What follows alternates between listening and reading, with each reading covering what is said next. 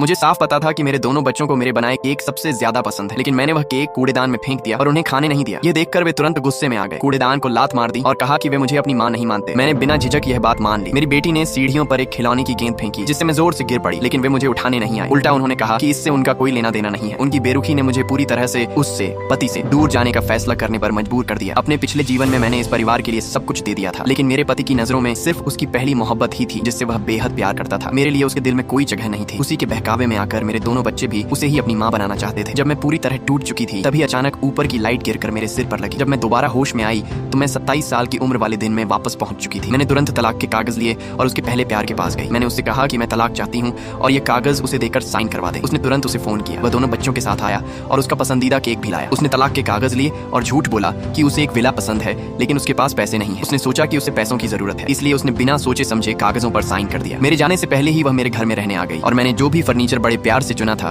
सब बदल दिया। यहाँ तक कि मेरी बेटी को मेरा खरीदा हुआ कुशन भी पसंद नहीं आया और उसने उसे सीधे कूड़ेदान में फेंक दिया। ये सब देखकर मैं चुपचाप अपने कमरे में गई और कैलेंडर पर उस दिन को घेर लिया जब मैं यहाँ से हमेशा के लिए चली जाऊंगी, लेकिन वह फिर भी नहीं रुकी। कुछ दिनों बाद लिफ्ट में उसने मुझे ताने मारते हुए कहा कि अब वह इस घर का ख्याल रखेगी। जैसे ही उसने यह कहा, लिफ्ट अचानक खराब हो गई। मेरा सिर बुरी तरह घायल हो गया। जब बचाव दल आया तो उन्होंने कहा कि मुझे पहले बाहर निकाला जाना चाहिए क्योंकि मेरी हालत ज्यादा खराब थी, लेकिन मेरे पति और बच्चों ने जिद की कि पहले उसे बचाया जाए, जबकि उसे सिर्फ हल्की चोट लगी थी। मजबूर होकर बचाव दल ने पहले उसे बाहर निकाला। दुर्भाग्य से लिफ्ट में फिर हादसा हुआ और मेरी 3 पसलियां टूट गईं। इसके बाद उसने कहा कि उसे अभी भी डांस करना है, इसीलिए वह मुझे वहीं लिफ्ट में छोड़कर चला गया और मुआवजे के तौर पर एक बैंक कार्ड नीचे फेंक दिया। फिर उसे उसका फोन आया और वह तुरंत चला गया। उस पल मैंने पूरी तरह से उम्मीद खो दी। मैंने घर की नौकरानी को फोन करके अपना सामान एयरपोर्ट भेजने को कहा। अस्पताल में ही उसका दिया हुआ बैंक कार्ड छोड़ दिया और बिना पीछे मुड़े एक नई जिंदगी की ओर चल पड़ी।